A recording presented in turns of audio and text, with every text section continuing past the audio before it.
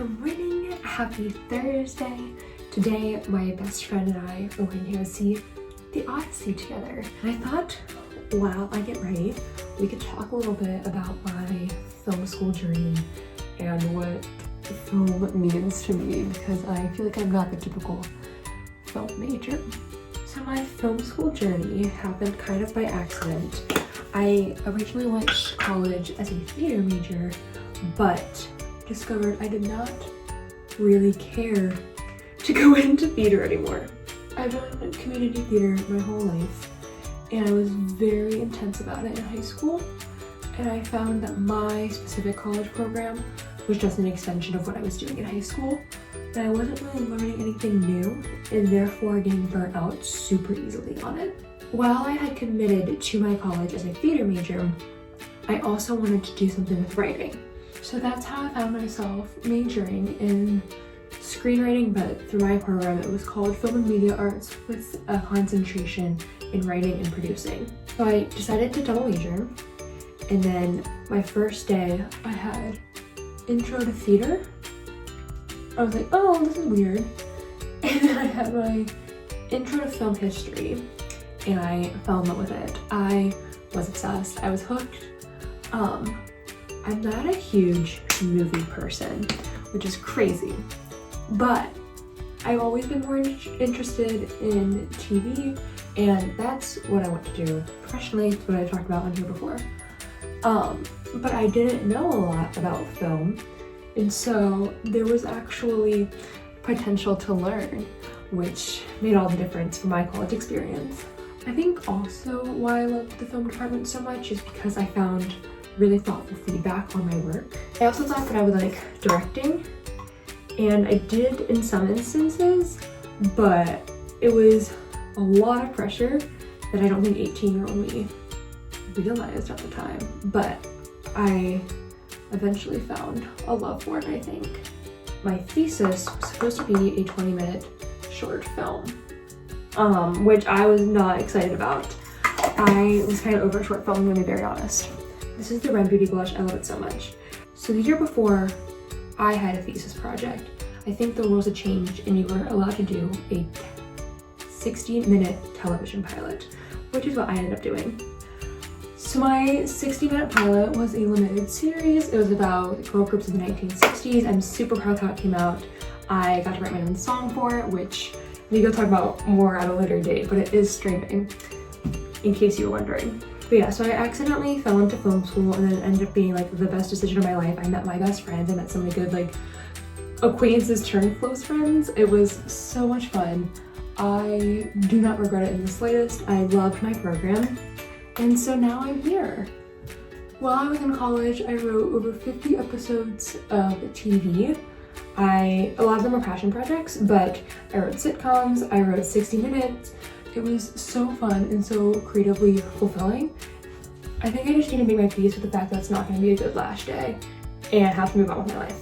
Yeah, I kind of dubbed myself the film major who doesn't know movies, and it is very out of character for me to go see a Chris Nolan film because I've never seen one. I know, I should give the degree back. I made the mistake of not wearing a sweater last time I went to the movies, so I'm not making that mistake today. Vitamins, jewelry, and the best shoes in the entire world.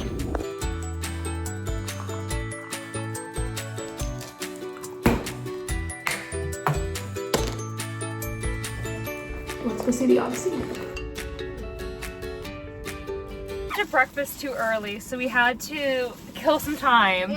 So we had to go to Books A Million. Yeah. And this was the best Books A Million I've ever been to. Pleasantly surprised. It was crazy. Wasn't expecting it to have as much as it did. Okay, so they had $6 books, which, yes. Obviously. So I got Frankenstein.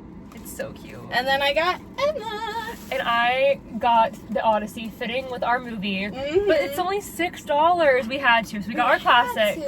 And then last minute, Ellie got... In the checkout, they got me. So we're gonna do a little unboxing. Yes.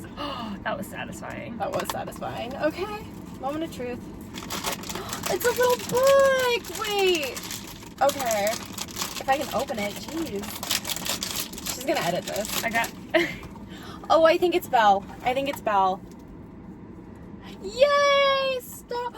And It's they're so cute. Look, they're dancing. That's Guys, really cute. That's so pretty. For beauty is found within. It's really, really cute. It's so I pretty. feel like you need them all now. I know. I like low-key might go back and get more. They're so cute. Okay, now it's time to go watch the Odyssey. Yay!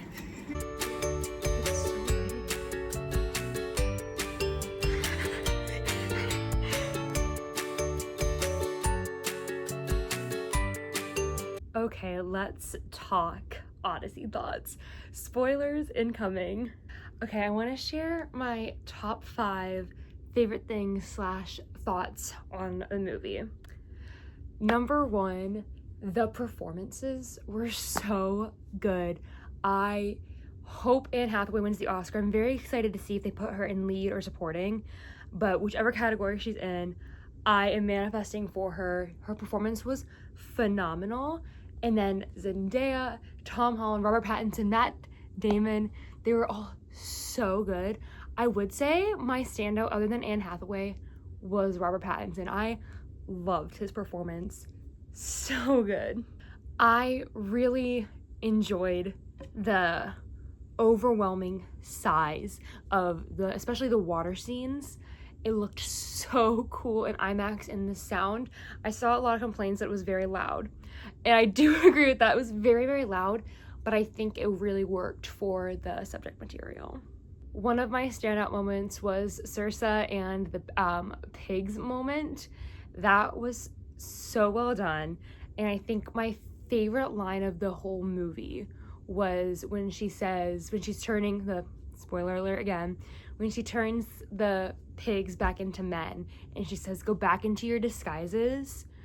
It was so powerful. And Ellie and I talked in the car ride home about how she's preemptively protecting herself out of fear, not out of reaction, and how powerful that was. The next thing I want to shout out is all the practical effects. The Trojan horse was beautiful. I am still thinking about it. It's been a week since I saw the movie, and I'm just now saying my thoughts, and the Trojan horse has lived in my head rent-free for the past week. But just how these were done without overwhelming CGI, especially in this era of AI filmmaking, AI slot filmmaking. I hate AI for creative endeavors, and so seeing something made so practically, so authentically was really, really special, especially in a story on this scale.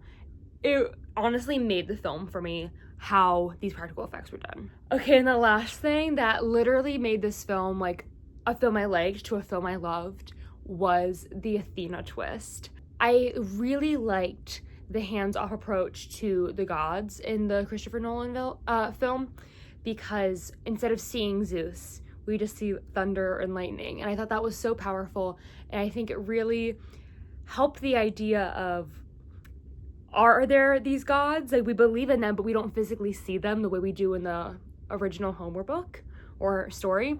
So seeing Athena like that was really cool. And then I loved that she seemed like a figment of his imagination, and then we find out that it was this trauma response.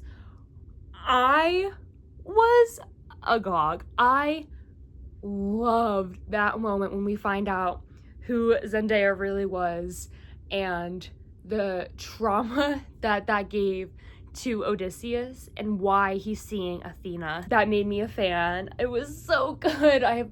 When I've been telling people about the Odyssey in the past week, I just keep saying the Athena twist made it for me. Or if they haven't seen it, I'm like, go for Athena. So yeah, those are my thoughts. I really enjoyed it. The more distance I get, the more willing I am to watch it again. I don't know if I had any plans to see it soon, but I definitely think when it comes out on streaming, I would watch it again. It's such a well-rounded, really cool film experience, and I'm so glad I saw it. So I hope you loved coming along with me to the Odyssey and hearing my film bro thoughts. I would love to do more wannabe film bro content in the future and dissect some of my favorite films, some of my favorite TV shows, and again, seeing new content and giving you my thoughts on them. Until next time, I'll see you soon.